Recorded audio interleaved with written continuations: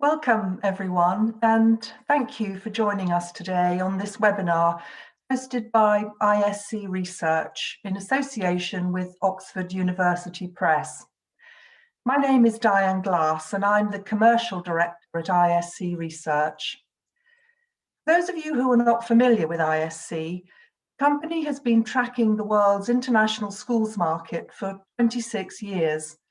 We gather and supply market intelligence, data, trends and analysis to support international schools and education partners with the details you need to make data-led, evidence-based business decisions, to fully engage in an informed way with the international schools market.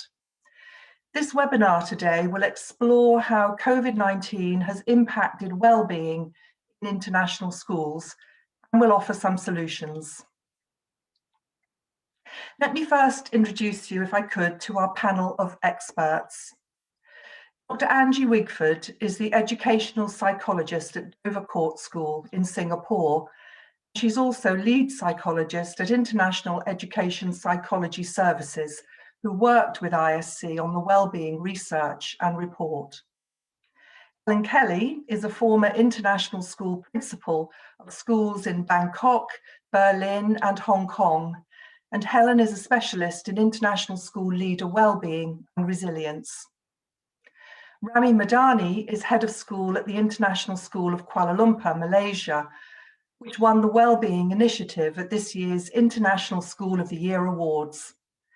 And Adrian Bethune is lead author of the new Oxford International Curriculum for Wellbeing. He's also founder of Teachappy, the educational policy co-lead at the Mindfulness Initiative.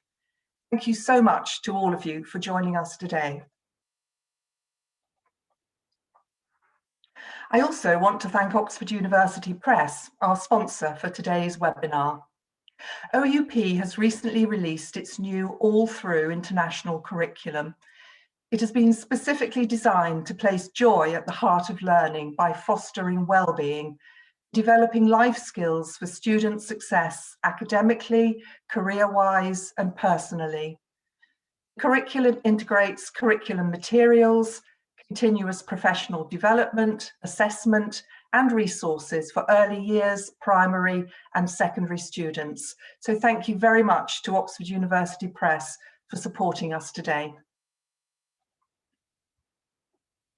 The research report that ISC has just published into staff and student wellbeing in international schools has received huge interest. We know that many people are interested in this area of international school life and how appropriate provision can be met. The report suggests that on the whole, the pandemic has prompted a significant increase in the awareness of the importance of staff and student well-being. This has, as a result, provided opportunities for some leaders to accelerate well-being provision within their schools. Others have less capacity or understanding. However, our research suggests that more parents are now asking about student wellbeing provision during their admissions enquiries, and there's a likelihood that more teachers will evaluate staff wellbeing provision in their future workplace selection. So it is a factor that all schools will have to address.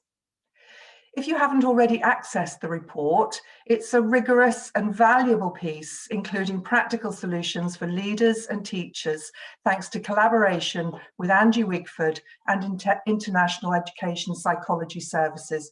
And it's free to you all, thanks to the sponsorship of Oxford University Press. So do get your copy now.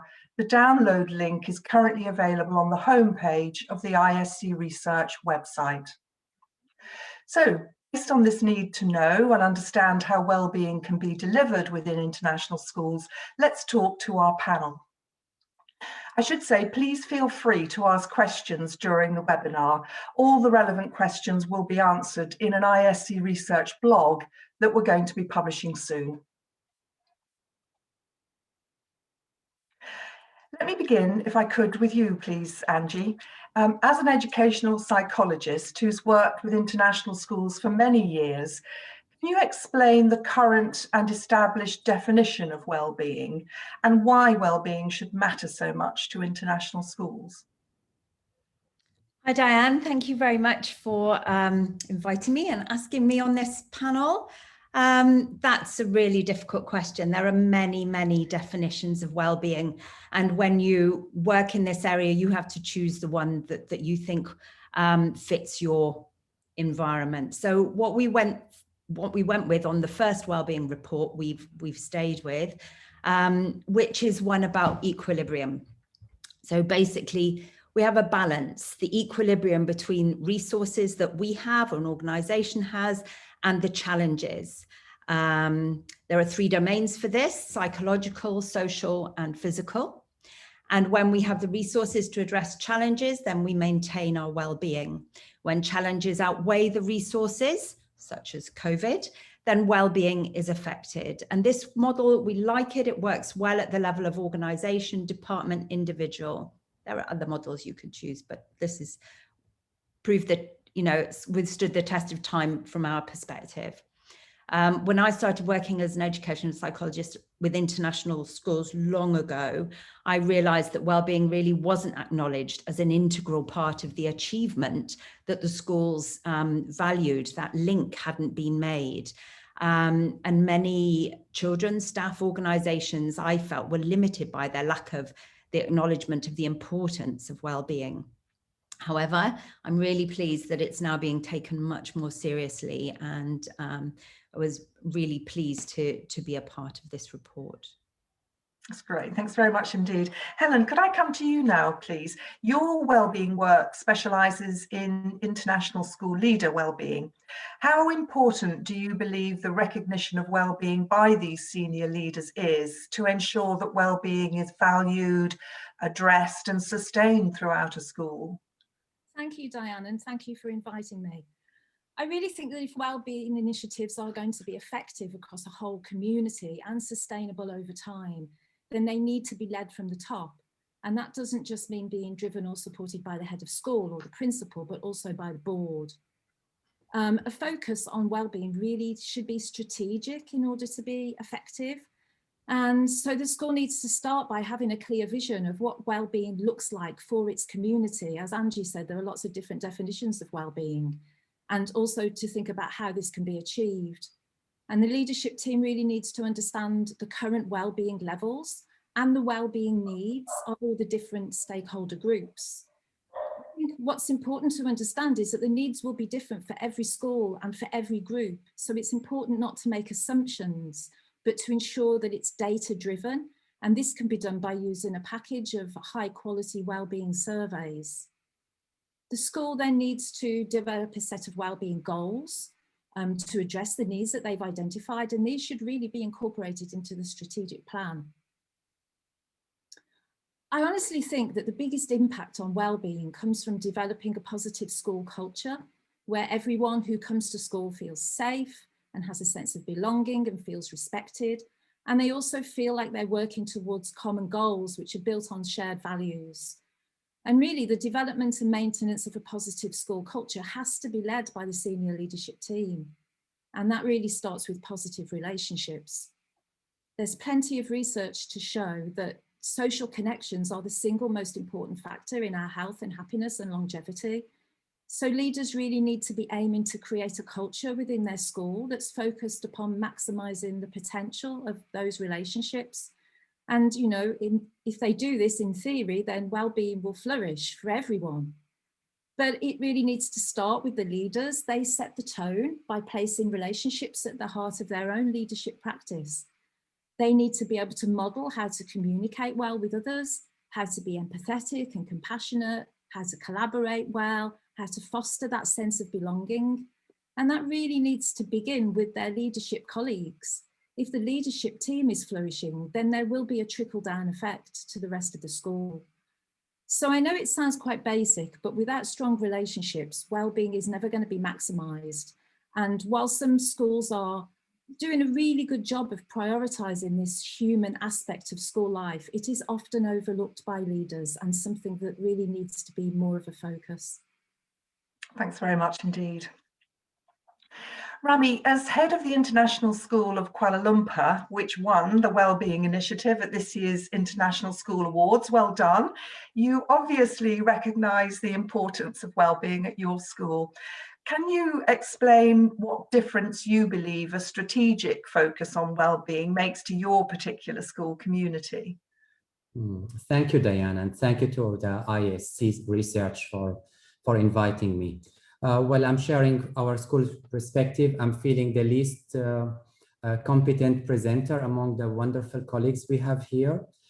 From our experience, it's a strategic initiative. It's on the strategic plan for our school, and it has been for a few years, one of our 4 pillars, the well-being. And that helped us putting it front and center. So with that, we moved to goals by different sections of the schools, the elementary, the secondary. We look into data, we use instrument tools to measure how well-being is happening.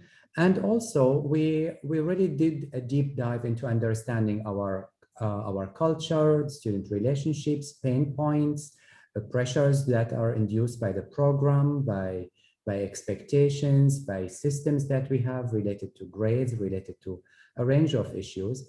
And this data is helping us monitoring our progress and provides level of accountability. It's also puts it at a board level. So it's given, it's shared with our community, we report on it. And that is really making a big difference. We enjoy a culture of trust, a culture that provides well-being for people. And we also, especially during the pandemic, we realized that this focus helped us better understand our constituents and different perspectives that they bring. And COVID highlighted that this is really our North Star, that well-being is so essential for our community, all of them, especially for our students as they leave the school and go into unknown future. We have also developed a position for the non-educational staff who is focused, the non-instructional staff who is focused on their well-being, on culture, on training, on finding meaning and purpose in all aspects of the operation of school. So that school-wide commitment transformed how we work. That's a fantastic achievement. Thank you very much, Rami. And now bringing you into the discussion, if I could please, Adrian, you're the lead author of the new Oxford International Curriculum, which aims to put student wellbeing at the very heart of learning. I hear that significant research was conducted during the development of the curriculum, and I'm wondering, from this research, what did you learn about how a whole school approach to wellbeing leads to improved educational outcomes? Thanks, Diane, and thank you so much for inviting me to be on this panel. So yes, you're right. We carried out a lot of research into developing whole school approaches to wellbeing. We wanted to kind of really understand what seems to work in school contexts, so that can inform our curriculum. And there are a few key pieces of research I'd just like to highlight. So we looked at a report published by Public Health England back in 2014, entitled "The Link Between Pupil Health, Wellbeing and Attainment." And there were 3 kind of broad conclusions that came from that study, which looked at a wealth of research. First of all, that pupils with better health and well-being are likely to attain better academically. Secondly, that schools that put in place whole school programs to develop children's social and emotional skills on average showed an 11% gain in attainment. And finally, Rami and Helen so far have talked a lot about the importance of school culture. The Public Health England report showed that the culture, ethos and school environment has a big influence on student health and well-being, but also students' readiness to learn. So that was a key piece of research. But there was one Oxford impact study that was published at the end of last year, written by Dr. Ariel Lindor from Oxford University. And this was like a systematic review looking at over 10 years of international data on this topic. And she found that there's a really convincing evidence of a link between well-being and attainment. And she also concluded that there's strong international evidence that whole school approaches can not only develop student well-being, boost attainment, but also have an impact on other non-educational outcomes such as student mental health, self-efficacy, motivation, behaviour, and reducing the chances of student dropout. There was also a fascinating study carried out a few years ago by a positive psychologist called Dr. Alejandro Adler at the University of Pennsylvania.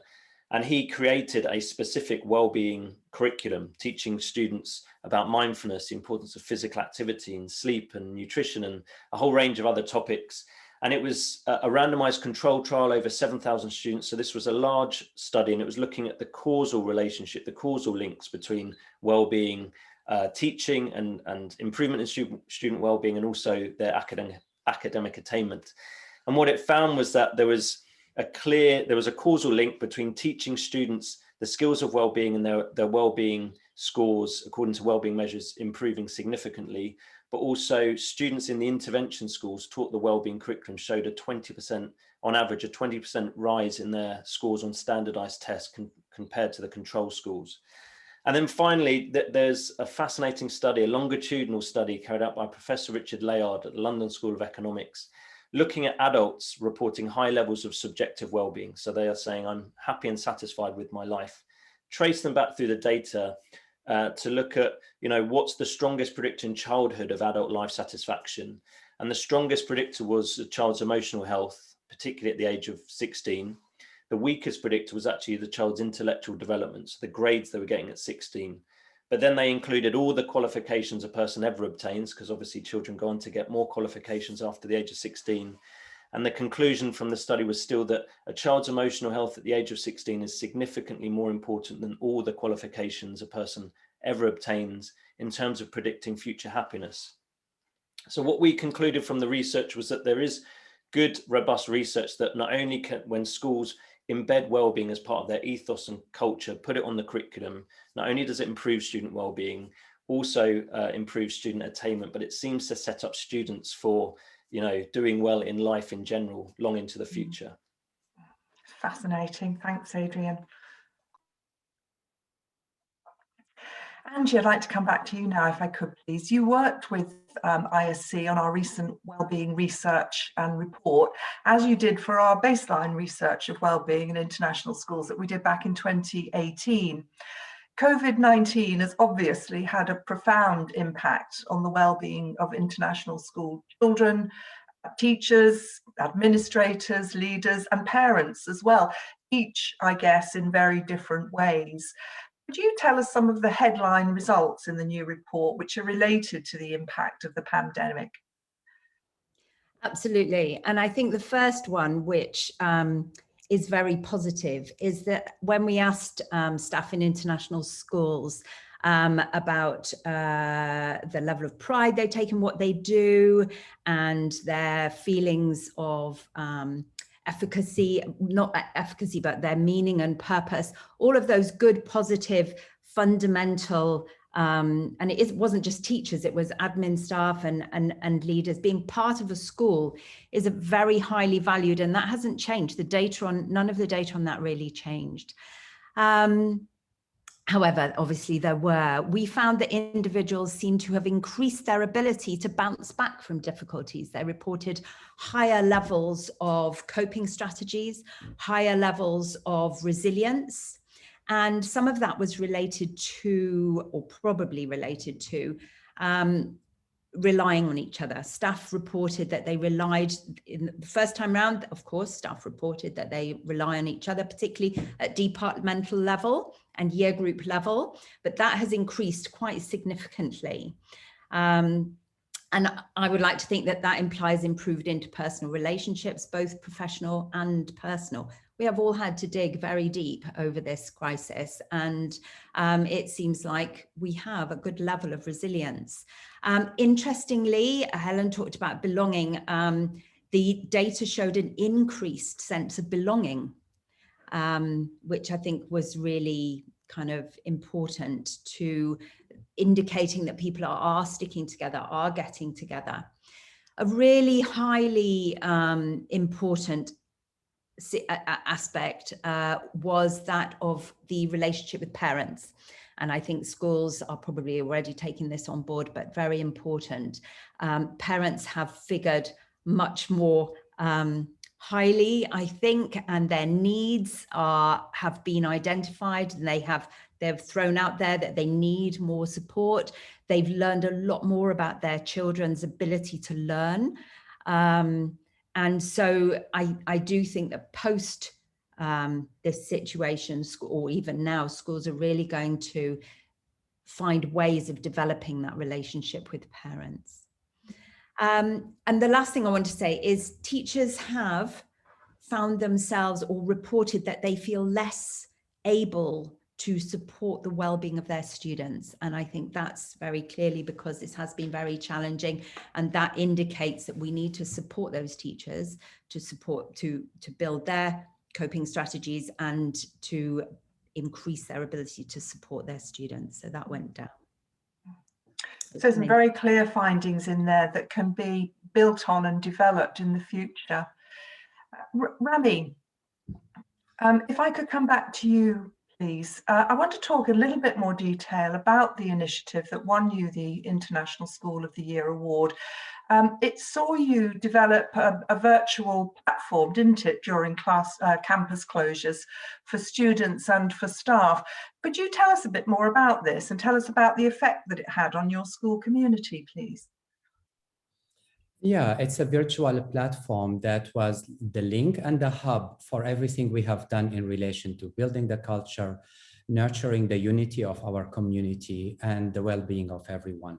So it has a very positive impact because it was the go-to place. We really tried and aimed to be always honest with it. We know that our community is hurting, and we see going through COVID, the most important component, we believe, is the unity of our stakeholders, because very often through the challenges, the needs may conflict between different stakeholders. Different stakeholders are impacted if we think of the Maslow's hierarchy of needs at different levels. For some, maybe they're not able to access their hobbies. For others, they lost their jobs. So we're trying to be really honest and celebrate and go through the journey together. Some of the things we have hosted on that platform and we've done is a lot of support, counseling support for parents, tools for parents who are staying home but yet have to teach their kids. Did virtual sessions for parents, counselors, administrators, and myself. I was involved in 100 optional conversations that we offered to parents, faculty, and staff. This is about 2.5 sessions a week. Sometimes there were just 20 people interested, sometimes several hundreds people interested. And that really was important for us to send always a message that is validating, honest, calming. We're committed to our community. We're doing a lot of progress. We're using facts. We're using data about learning, about well-being. We did measure it periodically for every stakeholder and shared it with our stakeholders and how we are intervening. Also, we promoted acts of kindness in our school. Many teachers gave gifts to students during the virtual environment. Administrators sent gifts to teachers. And our board sending gifts to administrators. And many said to me in their 20+ years of teaching experience, they've never received a gift from the board. So it was really a moment for us to come strong. And we documented that. We have a wonderful team of parents and employees who really celebrated that. And also a point to remember that a lot of what schools do can be linked to each other. So for us, we have been focused on well-being for some time. And we have been focusing on inclusion, which is including students with diverse learning differences. But also very big at ISKL is the DEIJ, diversity, equity, inclusion, and justice, and issues with transitions, with safe passage. So a lot of that is really linked. And the idea, instead of doing too much, is consolidating the work so that what we are nurturing is a culture, what we are promoting is an experience of our people. And we used to think of crisis at a technical level. We moved to think about the emotional component of any crisis. How do you keep people not only safe, but well during that physical separation and isolation? And that helped us to have honest conversation with our community and an ongoing collaboration with them. And the feedback has always been really, though sometimes challenging, but extremely appreciative and positive.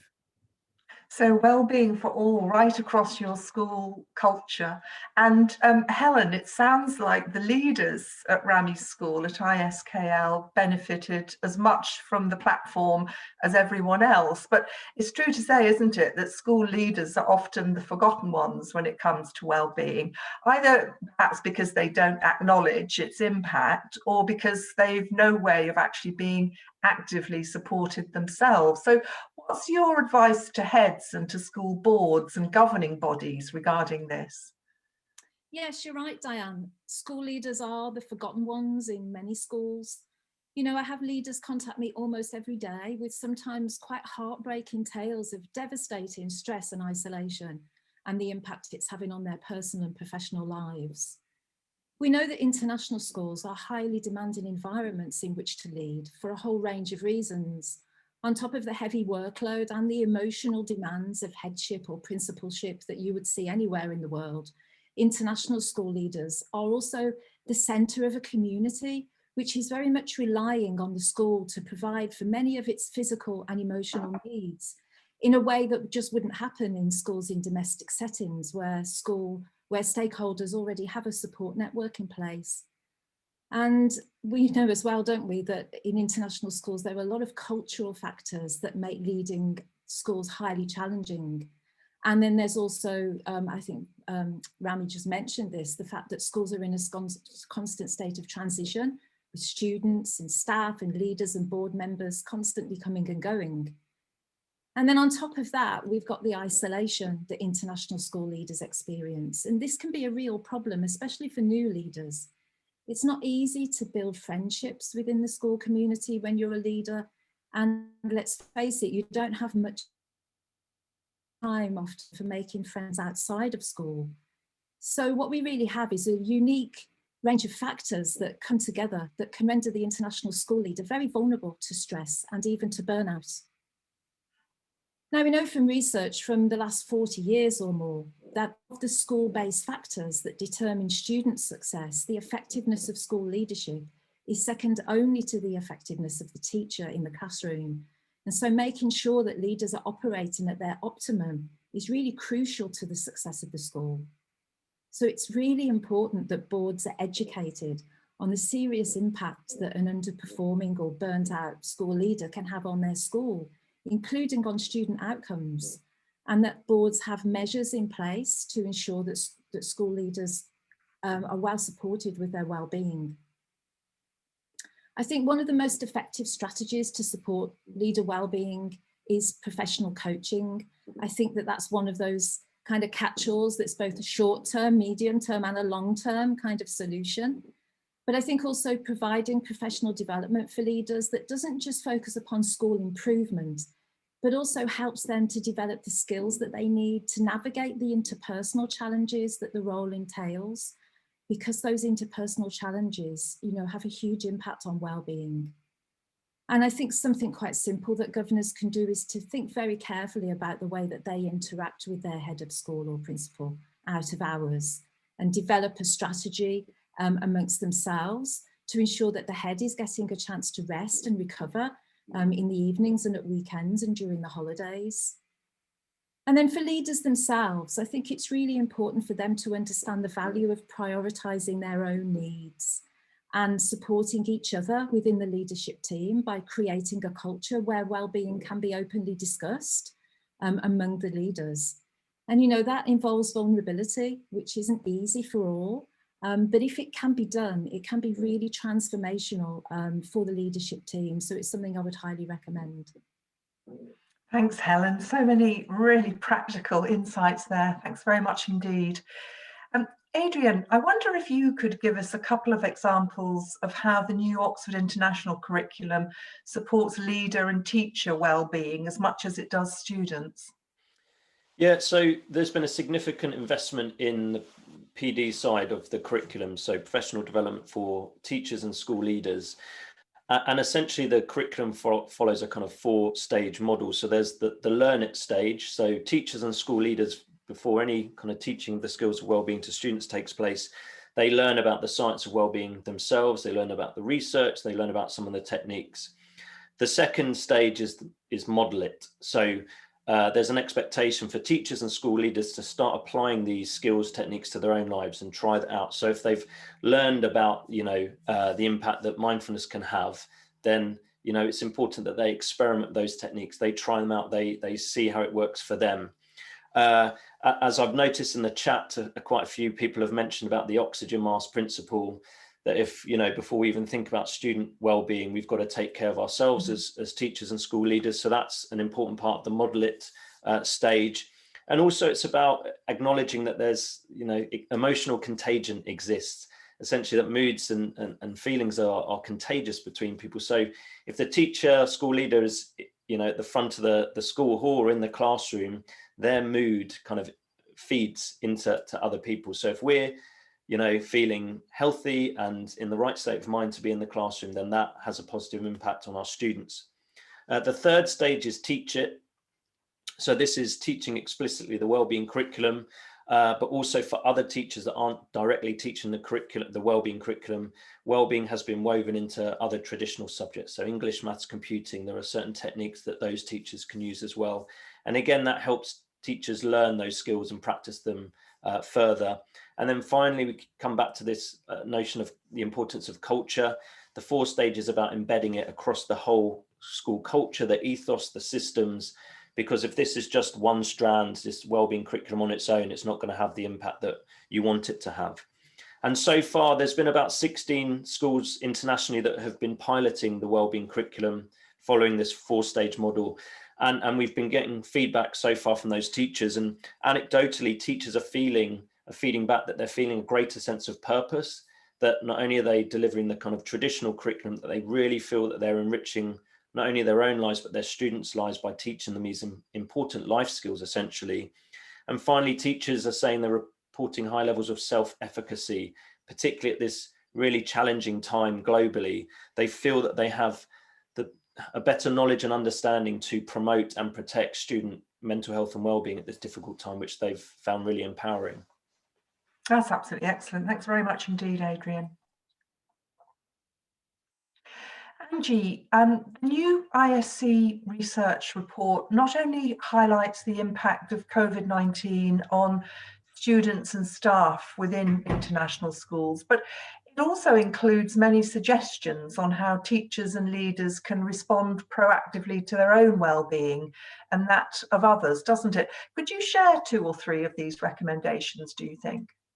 Sure, and I'm really, really pleased to see that these programs are coming thick and fast, as Adrian just described. I would say at the whole school level, what came out of the research of our report was about flexibility and adaptability at the level of the board and the key stakeholders. And that's about being open and honest, all the things that Helen talked about, identifying and prioritizing needs that are agreed, so then you know what to do, rather than having tension at that level. So strong, compassionate leadership is what is needed. An agreed whole school approach to well-being is the gold standard, definitely. It's an aim, it's but that's the gold standard. And then choosing excellent programs and curricula. There are programs out there which aren't fantastic and they're not backed up by research, and there are some that are really truly transformational. So careful research into choosing what you are going to do in terms of the curriculum. With middle leaders, I think a lot of that is about control. I've worked with a lot of schools with middle leaders where they used to having, a lot of things under their control. Now it's all taken out of their control. And that again goes back to them being able to, have their oxygen mask and know that they can choose the right things to focus on. I've worked with people who spent a lot of time envisaging every possible challenge that might come up, and that's just a waste of time. You need to know how to manage that, and that would probably need supervision, and you have to listen. You have to listen to your team. very important. I've come across, one of the things that came up a lot was toxic positivity, where people weren't listening, but they're desperate for everybody to be okay. And that doesn't always work. So you need to listen. Yes, we all want to be positive, but sometimes it's just too much to ask. So it's a delicate balance in terms of well-being. And as Rami said, with, you know, at the individual level, it's the balance where we balance our resources with our challenges. And very much, you know, if you look at Maslow's, you need to be safe, you need to feel safe. And you need all those basic things before you're going to experience really good well-being. You know, good sleep patterns, appropriate exercise, not too little, not too much, screen time, media control, good food, connecting with friends and family. Those things are fundamental. If you get those things right, it's easier to work on the other things that are on top of that.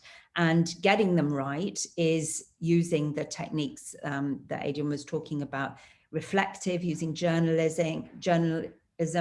If you're very cognitive, find out about how your brain works, find out about how your brain relaxes, get control on your brain. You can do it. You need to do a bit of work and research. Yeah. And back to what everybody is saying, you have to look after yourself, because if you can't, if you're not in a good space, you can't look after others as well as you might want to. That's great. Thanks, Angie. You mentioned middle leaders there, and I wanted to ask you about that actually, Helen, because we've talked about senior leaders, we've talked about boards and governing bodies, but do you have any practical advice that you can offer to middle leaders? Because very often they can be caught, can't they, in the middle of supporting teachers with their well-being, but also the requirements of the school outcomes. Yeah, you know, Diane, workshops I've led on middle leader wellbeing have been some of the most impactful that I can remember leading. Middle leaders really do experience a whole range of stressors that go largely unrecognised and often leave them feeling overlooked or abandoned. And when you come to deliver some PD to them about this, they're just so hungry for it. I think firstly, it's important that senior leaders take responsibility for the needs of middle leaders. And they can do this by making them feel valued, include them in decision making, build a middle leadership team identity so that middle leaders can look to each other for support, provide middle leadership training that includes a focus on how to build positive relationships and collaborative cultures. And then also, as I mentioned with senior leaders, providing some kind of coaching or mentoring structure for middle leaders is essential. It doesn't necessarily need to be external coaching. As well as making, and I know this is basic, but making sure they have sufficient non-teaching time to be able to do their middle leadership role well. So I'm kind of in part throwing it back on senior leaders, but your question was about practical advice for middle leaders in kind of navigating that, you know, pull in two directions. So my first piece of advice for middle leaders is that they need to understand the importance of prioritizing their own needs, which is the, you know, theme that keeps coming up. They're not going to be able to support the needs of their team members or meet the demands of SLT if they're frazzled. You know, you cannot pour from an empty cup. I love that saying. It's also key that middle leaders take time to build relationships with other middle leaders in the school so that they can support each other, but also they can advocate as a group to SLT on areas of common concern. They really need to be able to speak truth to power. If there is a huge dissonance between the needs of staff, the well-being needs of staff, and the expectations of SLT, and doing this together as a middle leadership team, I think is the most effective way. And then if a middle leader is struggling with their own individual well-being, I really think they shouldn't hesitate but to meet with their line manager. They do need to be prepared to advocate for themselves. And the best way to do that is to couch discussions around how SLT can support them to be more effective in their role. You know, if their well-being needs are being attended to, then they'll be more effective in their role. And they should bring concrete and realistic suggestions to the table. Now, I know from experience that not everyone is going to feel able to do this, depending on the culture of the school, but most schools will want to support their middle leaders because they know how important the role is to the success of the school. And then there's relationships within their team. Middle leaders really need to focus upon building an effective team that's rooted in trust and openness. Team members, they do need to feel free to voice concerns where they consider that their wellbeing needs are being sacrificed to meet the demands of SLT. But I think this is really important. Teachers also need to understand the big picture, and they often lack that. And so middle leaders play a valuable role in helping their team to understand the reason behind decisions that have been made that might impact on teachers' well-being. I think understanding how decisions have been arrived at and the underlying thinking behind them can help staff to see the need for the demands that have been placed on them, and that can make a big difference. And then I think finally, middle leaders need to be able to identify when the expectations of SLT are genuinely unreasonable, and then they need to work with their team to come up with some concrete suggestions to ease the pressure, which they can then take to SLT. Okay, thanks very much. Data from the Wellbeing report suggests that there's been a drop actually in the confidence of international school teachers to support their students' wellbeing, and that's compared to the same research that we conducted in 2018. This is most likely, of course, to do with the impact of the pandemic. It does indicate a need to increase training in this area for teachers so that they feel more competent to support their students. Adrian, as lead author in a curriculum designed to incorporate wellbeing into student learning, what's your advice about giving teachers the confidence to support students and their wellbeing? I mean, that's a really good question, and it was certainly something. I still teach part-time at a school in the UK, and it was something that I was concerned about, particularly when we experienced our first lockdown in the UK and we were welcoming students back last summer. You know, what should we be looking out for? How can we support students? And I interviewed a clinical psychologist called Dr. Hazel Harrison, and I'll put the link into the chat because the interview is really useful. And there were two key things that I found really reassuring myself as a teacher that I think we should all know. She first of all said that most students, most children, particularly if school is a place of safety, and this is something that Angie talked about just shortly ago about the importance of Maslow's hierarchy, safety first, that most children, if school is a safe place for them, will recover and bounce back from the difficulties that we're all experiencing, just naturally without any specialist interventions. She also said that most teachers and school leaders have the kind of innate skills, the knowledge, the mechanisms in place to support students, reintegration back into school, because this is what we do. This is what we've always done as good teachers and school leaders, is relate human being to human being. We see someone struggling, we talk to them, we listen. These are natural human skills that we all have. She then talked about a term that psychologists use, which is watchful waiting. So she's like, we get students back into school, we get them settled, we get the routines back up and going, and then you look out for signs that maybe some students are struggling. You look out for, and this does rely on us knowing our students well. You look out for signs that student doesn't seem quite the normal self. So maybe they're overly emotional when they're not normally like that. Maybe they're really tired when they just seem to be zapped of energy. They might be hyper vigilant, kind of on edge the whole time, or maybe they find it really difficult to concentrate. And in that case, teachers are not highly trained psychologists or psychiatrists. Like, we do need kind of extra support in those cases. And in those cases where we have spotted students that need a bit of extra support, it really helps that schools have in place those structures where we can signpost students either internally or externally to the support of people like Angie, educational psychologists, pastoral leads, counsellors, so that those children can get specialist support they do need. But then in terms of kind of developing our own skills as educators, I would just say over this last year, I've been really impressed the amount of material that's been produced to support schools and teachers with looking after their own mental health and wellbeing, but also students. So there's such a vast array of good quality books on this topic. There's loads of free content online. So Oxford University Press commissioned me and a few other, in fact, Hazel Harrison was one of the other kind of people, to create webinars on this topic. How can we support student wellbeing at this difficult time? It's free, it's out there.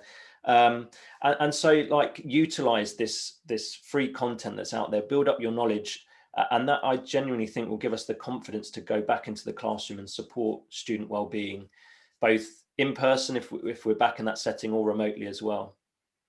That's excellent. Thanks very much, Adrian. And my final question to you now, Rami, if I could, how are you sustaining an ethos of well-being within your school and ensuring that this continues to embrace your entire international school community? As Helen and Adrian and Angela said, it has to be a whole school approach. And that takes us to the importance of it being about the purpose of schooling, to revisit what is success, what's our purpose as a school. And we do at ISKL believe our purpose as a school is not only to prepare students for university, but for career and for life. And for life is very, very important. And that relationships, the wellness, the well-being, the happiness, the finding the meaning and purpose is essential. So I think clarity for the purpose of schooling within the community, and how do we define success in a consistent manner across 60+ nationalities, and educate ourselves and each other about the need not to defer happiness and defer well-being and saying your job is now to study, later you can be happy, but to really see it as a state of being that should be nurtured. Also establishing tools that for us, we use surveys. I mentioned earlier, PERMA survey. It stands for positive emotions, engagement, relationships, finding meaning, feeling you're accomplishing your job and you feel healthy. So that gives us strategic, not only individual and team, but strategic school-wide data to tell us what are we getting good at, where do we need to focus on. So the data is essential, and good partnerships with consultants, with agencies. We work with Institute for Social Emotional Learning, and there are many great organizations and institutions to help us sustain it. I would like just to finish by saying, I totally agree that it starts on the top, that often good intention is there, but unless systems from the top allow for well-being to be cultivated over time, it's not going to be successful. And I think the leadership and the board, the leadership team needs to take care of each other and trust each other. That's a place where we believe we serve a vision, we serve students, we don't serve ourselves, we serve others. And we're lucky to have that nurture, and thank you so much for asking that question. Thank you very much indeed, Rami. Thank you very much to all of you, Angie, Helen, Rami and Adrian, for such detailed insights within the time that we've had. Before we leave you, here are just some of the ways in which ISC Research is sharing international school market data, intelligence, engagement opportunities, and good practice. We have our live data platform, ISC Online and ISC Online for Schools, which gives you access to live market data, trends, specialist reports, sector news, events, and more. We also supply a range of affordable, comprehensive reports, data sets, bespoke services, and expert advice to support strategic business planning, positioning, school improvement, and market development. ISC publishes the International School Leader magazine 6 times each year, which shares best practice and practical solutions to meet common international school challenges. And we host the very popular International School Awards, which recognise some of the very best international school initiatives across a range of categories, from well-being to innovation, technology in learning, ethical values, and more. If you'd like to understand the ways that we can support you in more detail, then please do get in touch. And don't forget to download your free wellbeing report if you haven't already done so. Thank you very much indeed. All relevant questions, as I say, that have been asked today will be answered in our forthcoming blog. So please do look out for that. Thank you to our panelists and thank you to everyone for joining us, and goodbye from us all.